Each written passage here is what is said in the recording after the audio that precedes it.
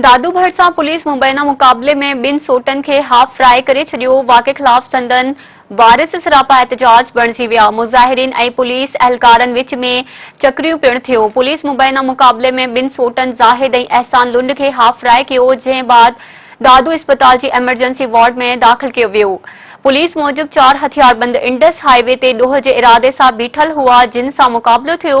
ॿिए तरफ़ नौजवाननि जे वारसनि शाहिद हुसैन लुंड ऐं ॿियनि जो चवणु हो त पुलिस ॿिन्ही खे राति देर सां हाफ फ्राई करे जुड़तो मुक़ाबिलो ॾेखारियो आहे।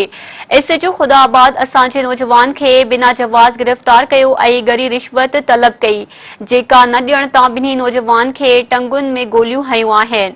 होॾांहुं मुबैना मुक़ाबले में हाफ फ्राई थियल ॿिनि ॼणनि जे वारसनि मर्दनि तोड़े औरतुनि एसएसपी ऑफिस जे गेट भरिसां धरड़ो हणी टायरनि खे बाहियूं ॾिनियूं, जंहिं सबबि ट्रैफ़िक जी आमदोरफ़्त मुअत्तल थी वई।